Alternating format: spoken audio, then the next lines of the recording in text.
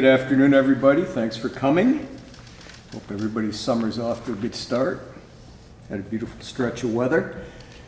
A few things to start with in terms of opening comments is Sue referenced today the announcement, the ACC, the change in the football schedule model, doing away with divisions, and beginning in 2023, a four-year cycle of 3 permanent opponents, and then the other 10 schools you rotate, you play twice over a 4-year period. I think it's really good for the conference, number one.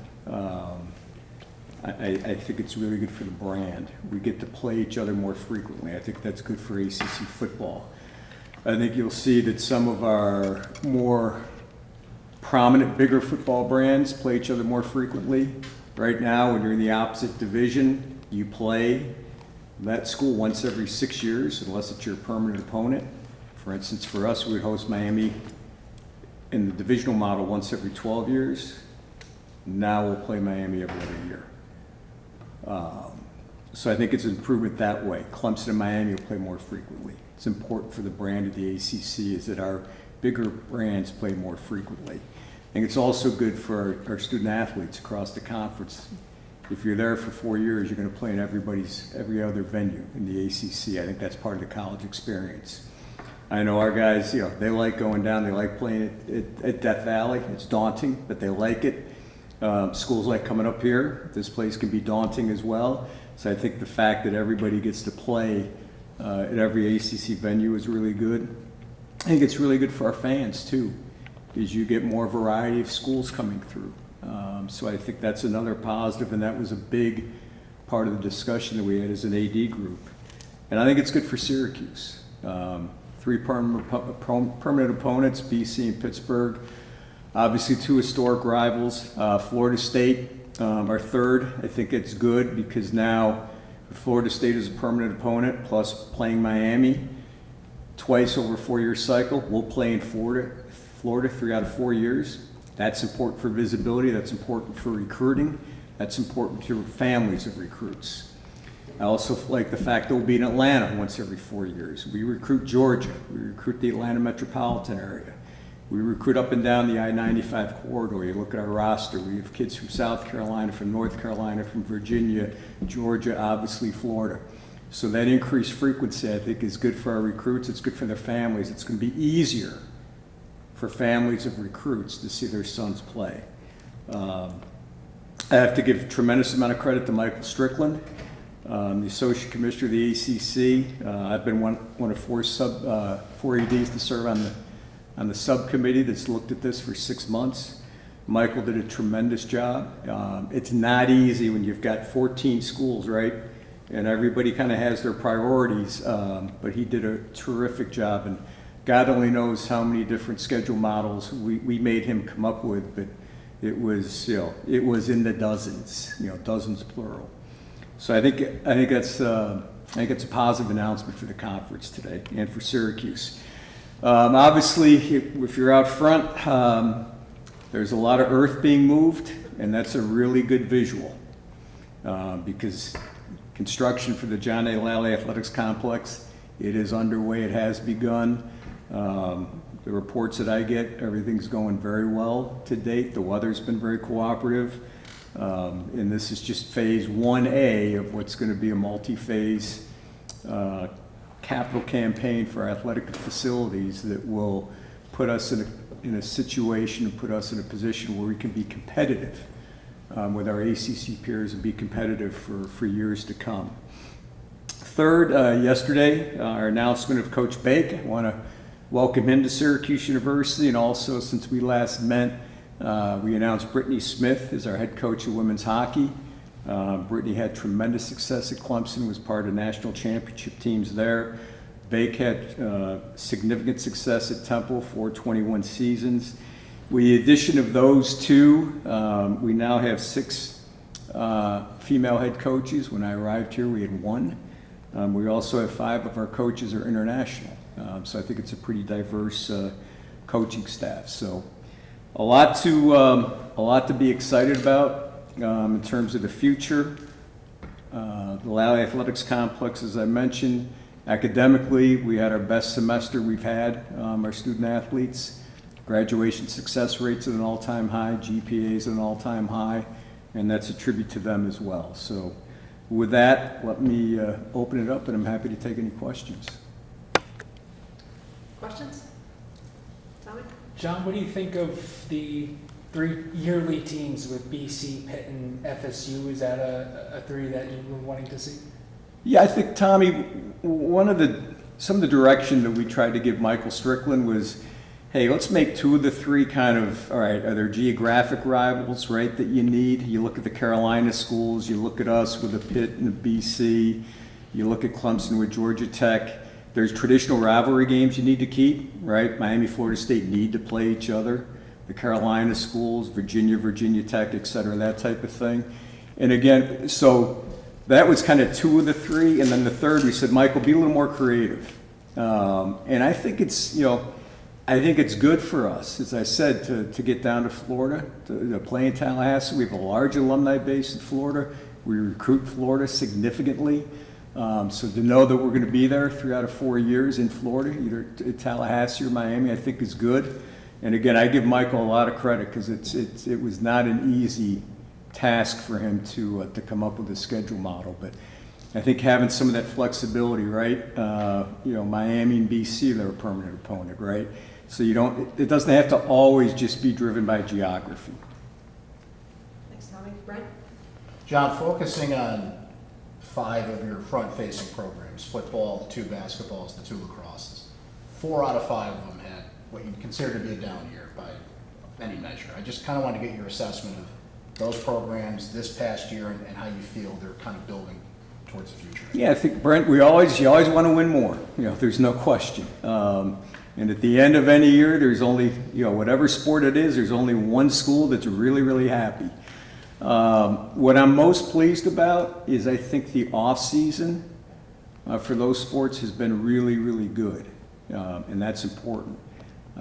I think what Dino has done with the 4 new assistants that he's brought in and the return of the 6 incumbent assistant coaches, I think is really important. We've reshuffled the recruiting department.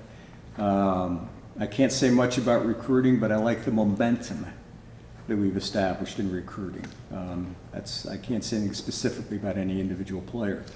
So I think football's had a really good offseason. Basketball, you look at 6 freshman recruits coming in plus a transfer.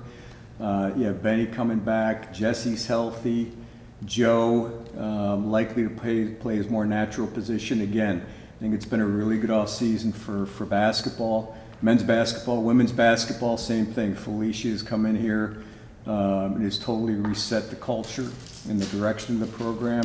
I think there's tremendous positive energy about women's basketball, not only in the community, but I think it permeates beyond the community as well. Men's lacrosse, obviously disappointing. We lost a lot of close games. Really, great recruiting class coming in. So I think the future, I think Gary and his staff, there's a lot of pride on that staff, and they will work and to get this turned around pretty quickly. I think Kayla in women's lacrosse, given the injuries that we had, to make it to the Elite 8 is a tremendous accomplishment in her first year. So I think the arrow on all 5 are pointing in a really good direction for 2023. Thanks, Brent. Stephen? I think it was the last time we talked to you after football season. You had said that there were increased expectations for Dino. You didn't put a number on it. I'm kind of curious. We obviously haven't gotten to the season yet, but has the variables you're looking at, your assessment changed at all, knowing that theoretically it should be a little bit easier to win 2023 and beyond? You don't play Clemson every year, you don't play NC State every year, and you had a really good offensive coordinator hire lineup that probably wasn't expected. You didn't expect Bronco Mendenhall to leave and Robert and I to kind of be. Does that shift your thinking at all, looking at that decision? Steve, I think in some respects this off-season, and you mentioned the assistant coaches, and again, in the 6 who returned, those 6 assistant coaches, and they've proven they've done a very good job as well. I think there's tremendous positive energy around the coaching staff, and I think what we've done in terms of the recruiting department, new personnel, Gino being promoted, Khalil coming in, Mackenzie coming in. That's upgraded that area significantly. So, yeah, I think I feel good about the trajectory of the program. You know, the 2022 schedule is daunting, as we know it. But I think, you know, it's really easy to say, well, okay, let's come out with a list, right? And the you know, who's on the hot seat? Dino's not on the hot seat, okay? Dino's not on the hot seat. I'm really pleased with what we've done in the past 6 months. And I think it's a table setter for what we can accomplish in 2022 and beyond. You're right, Coach and I and Coach Beck, totally unexpected that they would become available. Terrific additions. You know, Bob Lukaszewski has won a Super Bowl, you know, with the Steelers. He is, you know, a special teams coordinator cut right out of central casting. Michael Johnson, wide receiver coach, is coached at a very, very high level, a really good recruiter, a really good developer of talent. So I like where we're headed. So it'd be fair to say there's a world in which Syracuse doesn't make a bowl this year, Dino Babers is the head coach in 2020. Yes, yeah, there is. Just making sure. Right, no, and I just, again, all, you know, the hot lists and who's on the hot seat and all that, it's a cottage industry, right, as you know, and it generates the hits and the clicks, and we get all that. But those of us here, we get to see the changes that have, the program has undergone.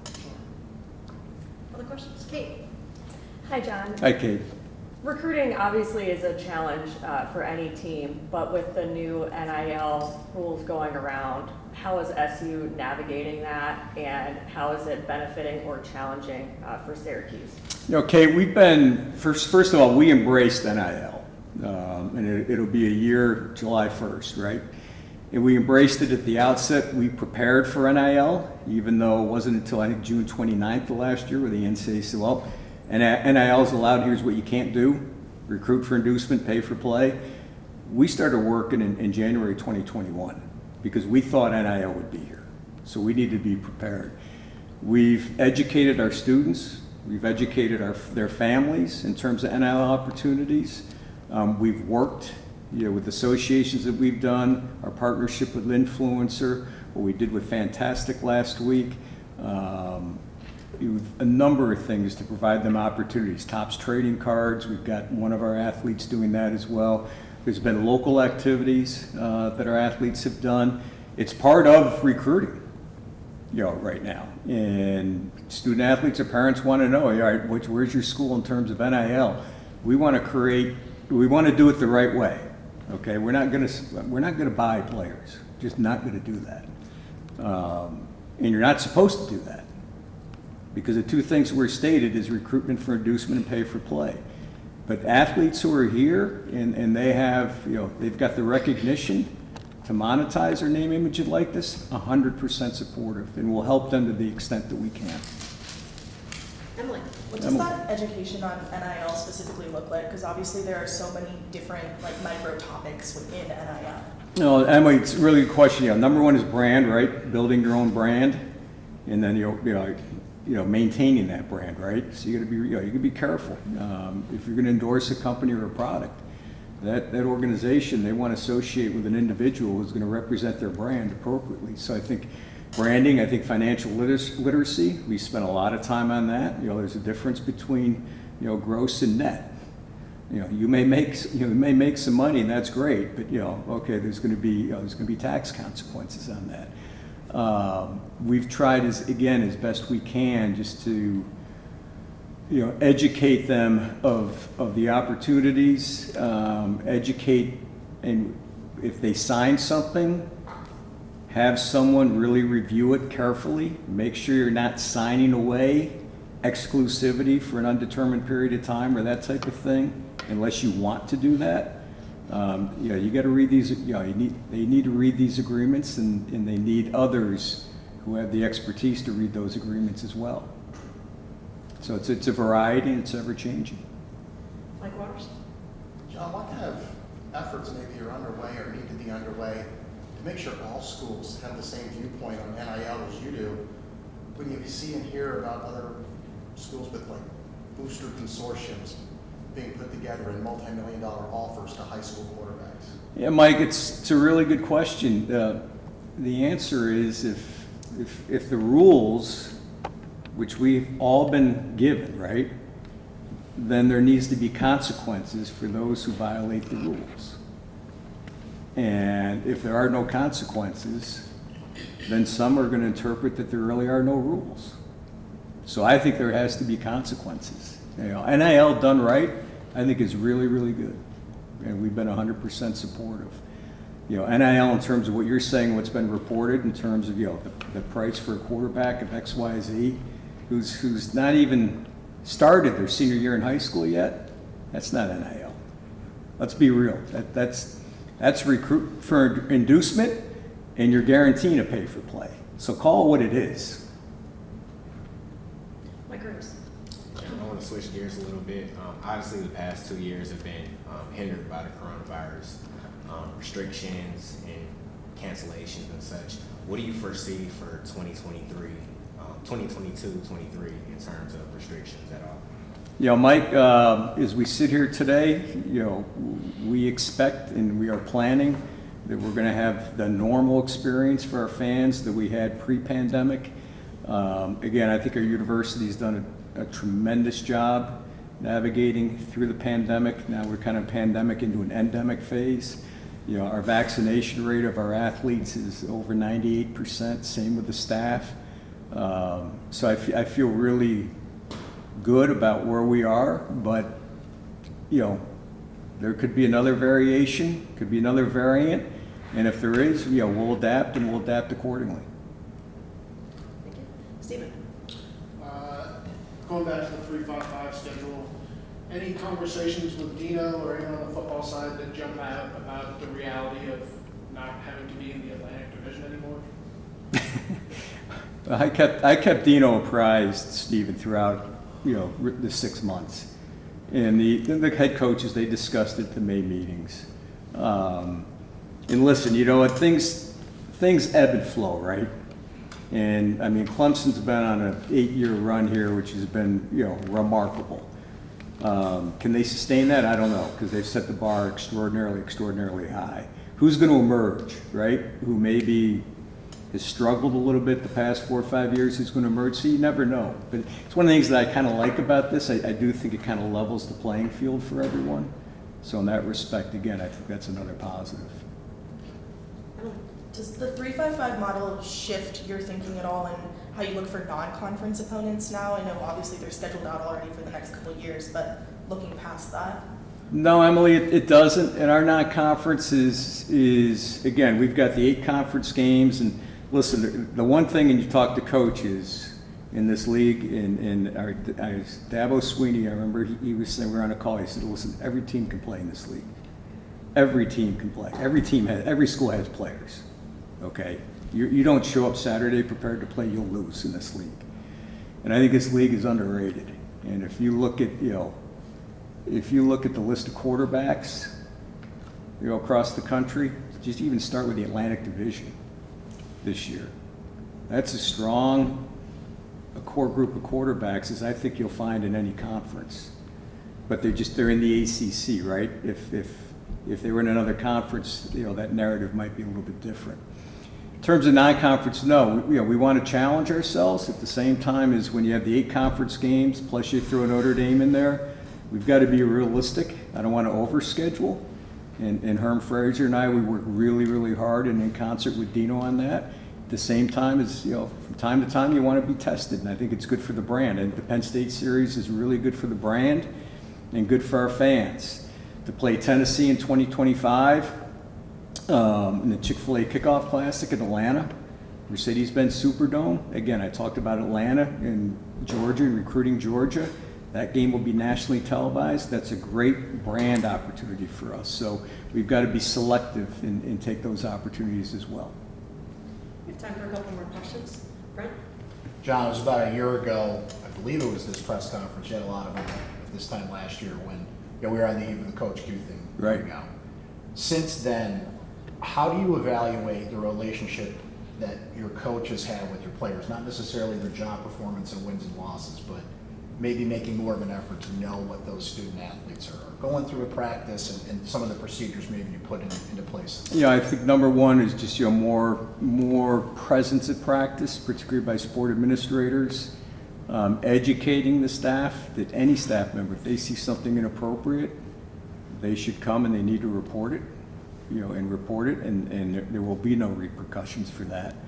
We launched Real Response, which is a real-time online platform for any student athletes, then anonymous. If they want to voice a particular concern, they can do that. We've talked about it consistently at our head coaches meetings as well. So I think we try to set an expectation, but also put things in place to do the best possible avoidance of a repeat of a situation like that. Just to follow up on that quickly, what did you learn about how you've got to do your job and looking at coaches, in that time? That was I think for all of us is, you want to try and be in touch, with your student athletes, our sport administrators, and we talk constantly, educating our staff. If you see something inappropriate, report it. There's not going to be repercussions. So I think it's just trying to change that mindset somewhat. And I mean, one of the things that I did this before, but when I'm meeting with my sport administrators, I mean, the first question is, all right, whatever team they're responsible for, all right, what's going on in this? What's going on in this? How are we doing? Academically, practice, how are the kids doing? Do we have anybody with an issue? Thanks, Brent. Mike Waters. John, a few years ago, there were reports that Jim Boeheim's contract was going to run through this past season, the 2022 year. What's his contract status at this point? No, Mike, he's coaching this year. I don't discuss the contract status of anyone, of any of our head coaches, but Jim's focus, and you'll appreciate this more than most, he is maniacally focused on the 2022-2023 season. Time for one final question. Anybody want to follow that up? Steven? Yeah. Oh, go ahead, Mike. You got something good? No, you both can go. You can both go. I don't want this to take away from Steve. Steven, go next. All right, Steven, you're up. Okay, go ahead. Looking at kind of on the field for the football team, quarterback and offensive line depth maybe been the biggest variable that's hindered the team.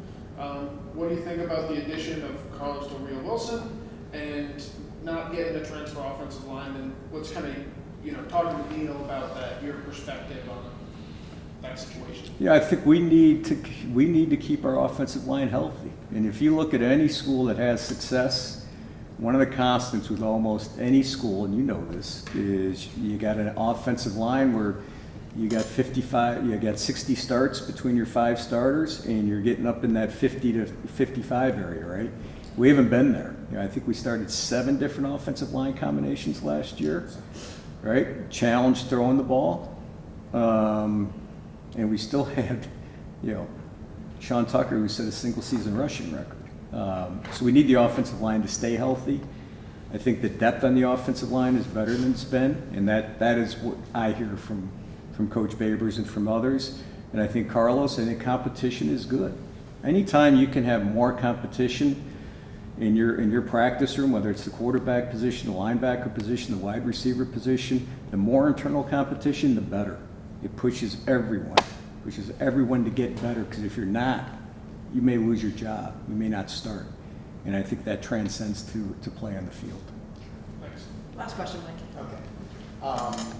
Over the past few years, there's been more of a push to talk about student athlete wellness, especially mental health.